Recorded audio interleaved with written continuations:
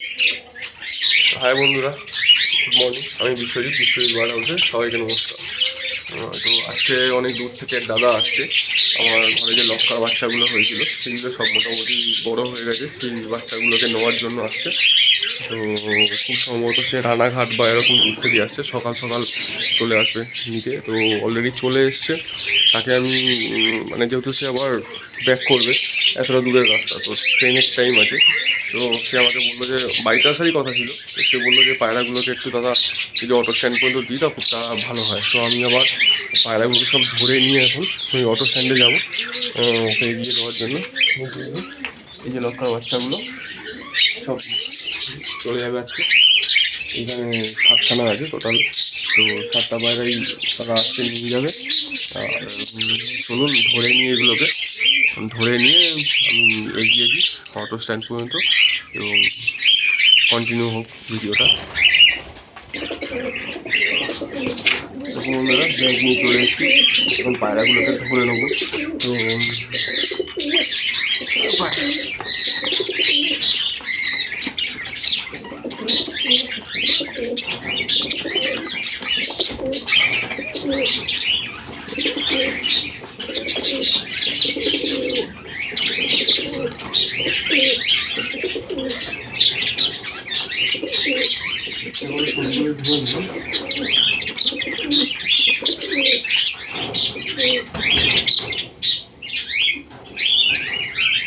তো একে একে সব পায়রাগুলোকে আমি দৌড়ে নিচ্ছি এখানে। আর ওদিকে দাদাও চলে এসছে, মনে হচ্ছে ওয়েট করছিল, জানি না। তো আমাকে বলেছিলাম ফোন করে নিতে। চলুন বেরিয়ে যাই এখান থেকে, পায়রাগুলো ধরা হয়ে গেছে।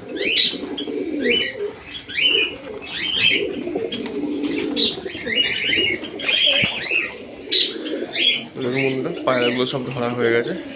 তো পায়রাগুলো ব্যাগের মধ্যে নিয়ে নিয়েছি, নিয়ে এবারে অটো স্ট্যান্ডের উদ্দেশ্যে বেরিয়ে যাচ্ছি, যাতে ওই দাদা একটু তাড়াতাড়ি ফিরতেও পারে। উনি চলে এসছে, লাইটটা পড়ে গেছে। কারণ এখানে আমার বেরোতে গিয়ে আমার একটা হাত থেকে জিনিস পড়ে গেল, সেটাকে আবার তুলে দিই। মুখ বের করে আবার এই দেখুন, এই তো মুখ বের করে দিয়েছে অলরেডি ব্যাগের মাথা থেকে বেরিয়ে যাওয়ার জন্য। তো আমার কাছে ওই চেন দেওয়া ব্যাগগুলো নেই, কারণ আমি পায়রা সেরকম একটা ক্যারি করি না এখন। তো সেই জন্য চেন দেওয়া ব্যাগগুলো আমার কাছে নেই, কারণ নর্মাল এই বাজারের ব্যাগের মধ্যেই যেটা পাখির খাওয়ার আনি সেটা করে নিয়েই বেরিয়ে পড়লাম ওই যে দাদা আসছে তাকে দেওয়ার উদ্দেশ্যে। তো নিচে আমার গাড়ি রয়েছে, গাড়ি নিয়ে চলে যাব। নিচে চলে এসেছি, বাইরে গেটটা আমার দিতে হবে এখন, কারণ বাড়িতে কেউ নেই। গেটটা দিয়ে দেবো, তালাটা মেরে তাড়াহুড়োই করছি যাতে দিয়ে দিই, কারণ উনি আবার যে ট্রেনে ব্যাক করবে সে তার জন্য একটু তাড়াহুড়ো করছি। গাড়ি রেডি করাই রয়েছে, গাড়ি একদম স্টার্ট করে রেখে গেছিলাম। এই গাড়ি করে নিয়ে গিয়ে একটু তাড়াতাড়ি হবে, দিয়ে দেবো। দিয়ে আমার একটা কাজ আছে, সেখানে আবার যাবো। একজনই বেরিয়ে যাচ্ছি একবারে বাড়ি থেকে। তো চলুন, যাই হোক, দোকা দেখা যাক। ওই অটো স্ট্যান্ডে গিয়ে দেখি উনি এলো কি না, নাকি আমাকে ওয়েট করতে হয়। যাই হোক, চলে যাই। চলুন বেরোই তাহলে।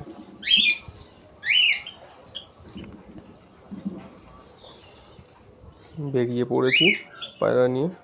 পায়রাগুলো ঠিকঠাকই আছে নিচে, খালি মাঝে মধ্যে মনে হচ্ছে যদি বেরিয়ে যায় গাড়ির মধ্যে একটা দুটো, তো আবার ধরাধরি মুশকিল হয়ে যাবে, গাড়িটাও নোংরা করবে ভেতরটা। তো দেখলাম যে না, কেউ বেরোয়নি। এই যে সামনে মন্দিরটা দেখা যাচ্ছে, এই মন্দিরটা হচ্ছে আমাদের পাড়ার শীতলা মন্দির। এই মন্দিরটা খুব পুরনো মন্দির। আর এই সামনে কিছুদিন পরেই অনুষ্ঠান রয়েছে, মায়ের বাৎসরিক অনুষ্ঠান যেটা হয়, পুজো রয়েছে। তো এই দেখুন বড় শীতলা মন্দির। আর একটুখানি সময় লাগবে, রাস্তাটাও খারাপ, জোরে চালাতে পারছি না আমি, একটু আস্তে আস্তেই যাচ্ছি, রাস্তাটা একটু যেহেতু খারাপ। আর আমি যেহেতু মানে খারাপ রাস্তায় জোরেতে আমি গাড়ি চালাই না, এমনিতেই খুব একটা জোরে চালাই না, তার মধ্যে খারাপ রাস্তা, সেই কারণে একটু আস্তে আস্তেই যেতে হচ্ছে।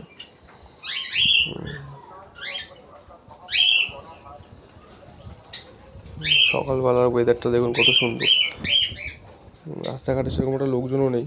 তো জাস্ট ঘুম থেকে উঠেছি, আর দাদা ফোন করলো, মানে যে নিতে আসছেন ফোন করলো। তো সেই সঙ্গে সঙ্গে উঠে পড়েছি আমি দিয়ে আসার জন্য। কারণ উনি মনে হয় ভোর 6টার সময় ট্রেনে উঠেছিল, আমাকে বললো। আগের দিন রাত্রিবেলায় কথা হয়ে গেছিলো, তো 6টার সময় ট্রেনে উঠে যে আমার জন্য আসছে, তার জন্য তাকে বেশি লেট করাতে না যায় সেই জন্যই মানে আমি একটু তাড়াহুড়ো করে এগিয়ে যাচ্ছি যাতে সে সুবিধাভাবে নিয়ে যেতে পারে। তো আর একটুখানি বাকি চলে এসেছি রাস্তার কাছাকাছি।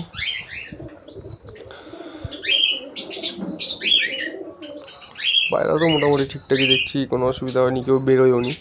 আর এখানে একটা জিনিস আপনাদের দেখাবো, আমাদের এখানে সত্যজিৎ রায়ের একটা স্ট্যাচু আছে, যেটা ঐতিহাসিক, মানে এটা অনেক পুরনো। পথের পাঁচালী যে সিনেমাটা হয়েছিল সেটা আমাদের এই অঞ্চলেই হয়েছিল।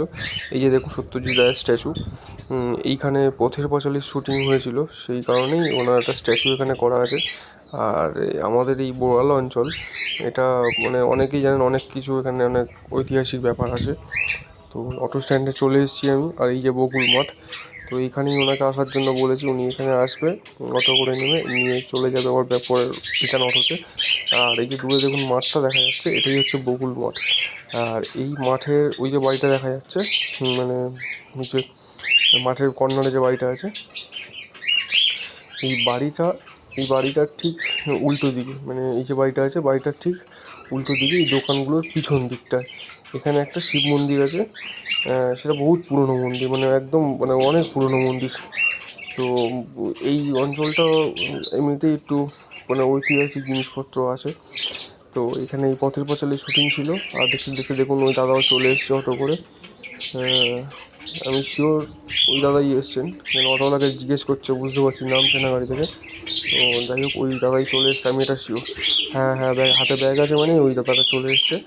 দাঁড়ান ফোন করে নিই, উনি আমাকে ফোন করবে মনে হচ্ছে। হ্যাঁ, ফোন করে নিয়েছে। তো যাই হোক ওনাকে দিয়ে দিয়েছি, দিয়ে আমি অটো তোলার জন্য রেডি করে দিলাম, অটো ডেকে দিয়েছি, চলে যাচ্ছে উনি। আমি ভিডিওটা করতে পারলাম না। ওই দাদা ব্যাক করে নিয়েছে, এবার দাদা বাড়ির উদ্দেশ্যে রওনা দিল।